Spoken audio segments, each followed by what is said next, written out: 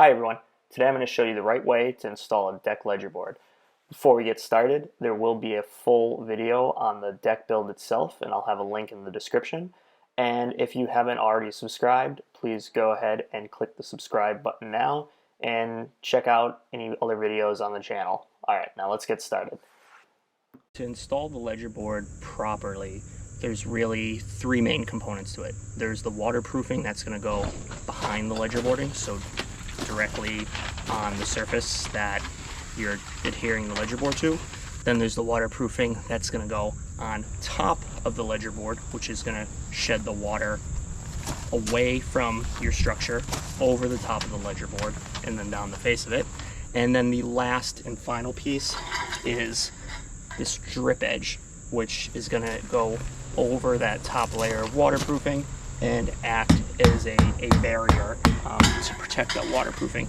The reason why you have so many layers is the bottom layer is really an insurance policy. It's if any water does happen to get through the drip edging or the flashing underneath that drip edging, there's still one more layer of waterproofing before you actually start causing structural damage. The reason for the galvanized drip edge is that most of the waterproof flashings, and this just happens to be a Zip Systems flashing tape, these will degrade over time if exposed to UV lighting.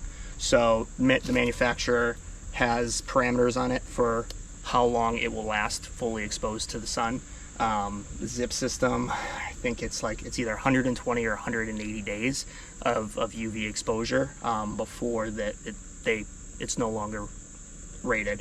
I will say, in my experience, and it lasted over a year with no water infiltration at all. So the specs they give you are on the conservative side. This stuff probably would last no problem without the metal flashing over it, but we're going to go ahead and do this right. So the other thing is if I was installing this ledger board on my house, I would make sure that my water barrier up against my structure was some type of ice and water shield that you would use on your roof per se, is an underlayment. Because this is a shed, and also because I'm under a porch anyways, so there's not going to be that direct water exposure, I'm going to go ahead and rely on the coating on these zip panels is my safety net. In my experience, these things are phenomenal. Whatever they coat this stuff with, it's like magic. So all I'm going to go ahead and do is I'm going to put the zip flashing tape over the new seam I created when I added this additional piece of plywood down here. I'm going to seal that up. You can see the flashing tape doesn't want to stick really good here because the subfloor is wet, because there's been some driving rain lately and it's been coming in the door a little bit. Hence the need to hurry up and get the deck on here and get this thing sided. So what I'm going to do, just for now, eventually there'll be a sill here, but for now I'm just going to take some roofing nails and I'm going to go ahead and nail this down so it stays in place while I put the ledger board.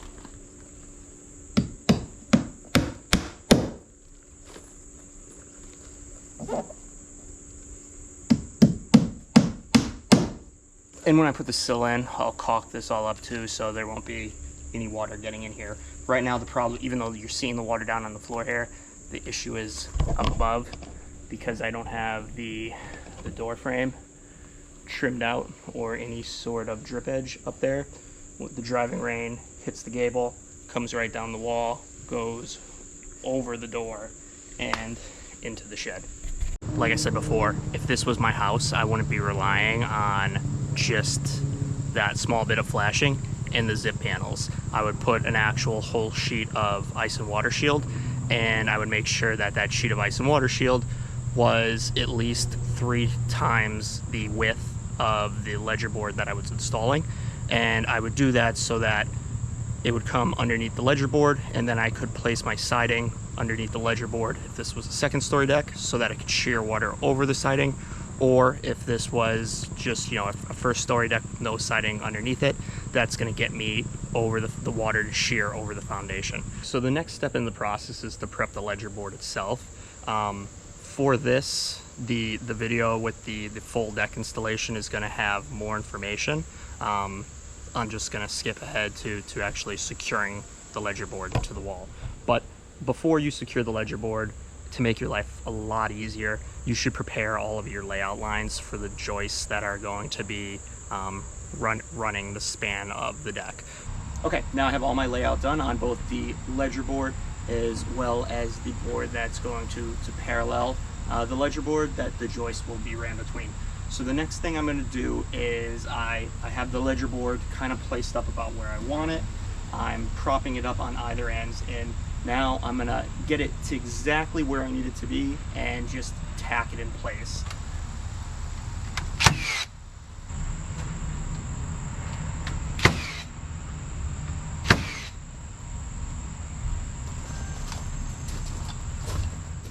So these are the structural screws I'm using.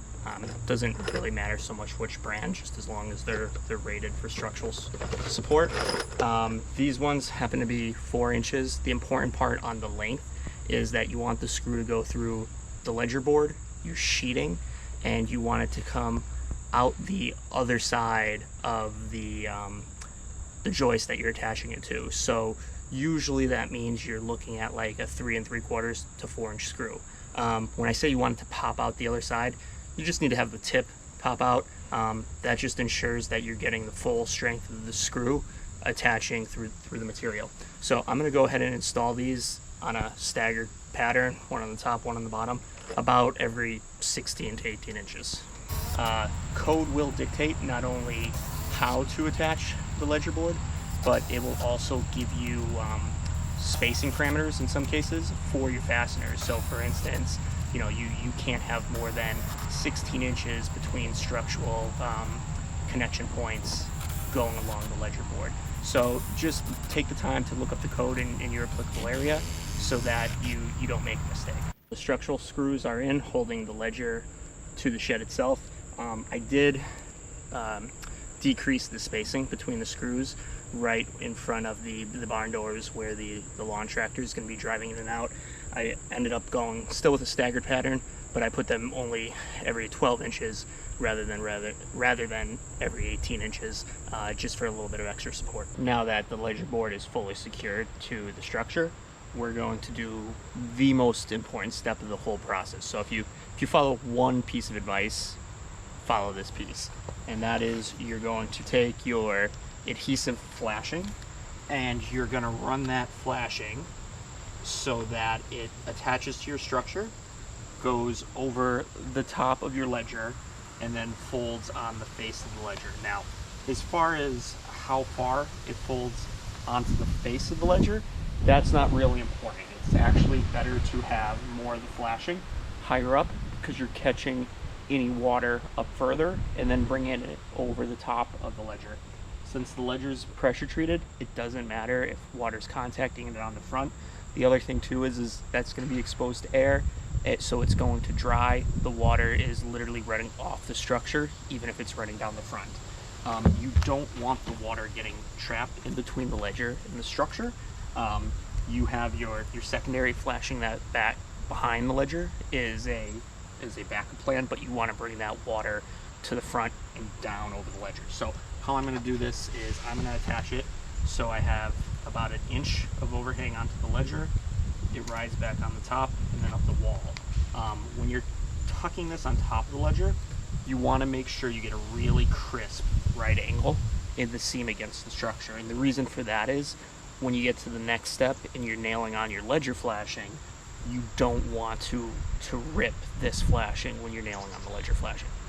All right, let's get this installed. When you're picking out your flashing tape too, there's a whole bunch of brands, but various ones have the backing that's already split into two, so you can peel the top half off, get it stuck in place, and then have this exposed like this, so that you can come back and work this in properly. The ones that have the split tape are a lot easier to use, especially for this application. It's also important if you were doing this on your house, for the flashing that you're going to put behind the ledger. You don't want the bottom to be stuck to the house because you're going to weave that into the siding, especially if it's a a second level deck. So spend a little more money, get the one that has the double backing.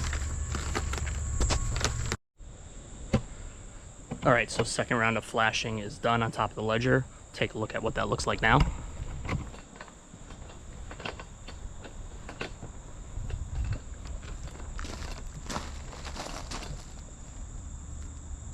So you can see the flashings going about 6 or 7 inches up the structure wall. It's flat on top of the ledger, and then it comes down the face of the ledger. Again, however much you choose to come down the face of the ledger is up to you. All that matters is that you carry that flashing over the top of the ledger. I didn't put any underneath this door sill just because there wasn't enough room to get in there. What I am doing though is I am running a bead of silicone underneath the door. So this goes all the way the length of the ledger board. And then I come around to the barn doors. You can see it underneath the doors there. And then this is how I did the opening. So same process, except I'm folding, instead of running up the structure, I'm folding the flashing into the structure. And then what will happen is when I put the sill plate for the door in here, it's going to cover that up. So any water that gets underneath it is going to come out on top, drip down the ledger board, and move away from the structure. Okay, so now we've installed our first layer of flashing, our ledger board, our second layer of flashing, and now the last thing to do is put on our third and final layer of flashing, and then at that point we're good to go ahead and finish building our deck. So the last piece of flashing we're going to be installing is actually our first layer of defense, and that's going to be this galvanized steel here, specifically called ledger flashing. And you can see you have a 3-inch run that goes along the structure, you have an 1.5 inches that comes out the width of your ledger, and then you have a about 1/4 to maybe 3/8 of an inch of overhang to shed the water over the front. This comes in various materials. There's a vinyl, there's a steel. It really depends on what you're going to be doing for siding as far as what you want for this ledger flashing. In my case, I'm going to be using cedar shakes to side the entire shed, so I'm going with a metal. The color really doesn't matter because ultimately you're not going to see this. The deck boards are going to sit on top of this. Your siding is going to come down, covering the face of this. So you literally will never see this. So don't worry about color. Get what's ever available. Also, there are different lengths as far as the height of the flashing. The higher up, the better. Again, this is under a porch, so I'm not really all that concerned.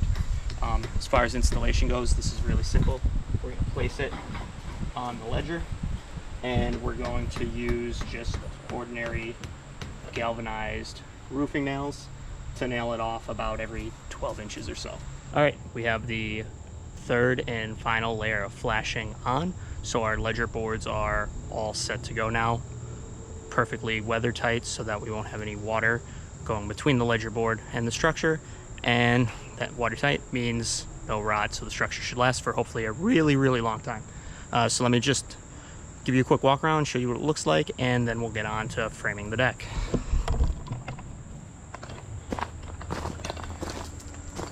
So on the barn door side, you can see I didn't put the ledger flashing underneath the barn door itself, and that's because I'm going to address that differently when I trim out the door and put the door sill in. But the flashing continues all the way down the front, under the door, and straight to the end. And there I'm just testing to make sure my flooring still fits, because I didn't take into account the extra 1/16 of an inch for the flashing. But since I gave myself about an 1/8 of an inch of wiggle room when I spaced the sill, it ended up working out perfect. So I got about a 1/16 of play in there, which I think is more than enough, and I'll be able to get the deck on easily.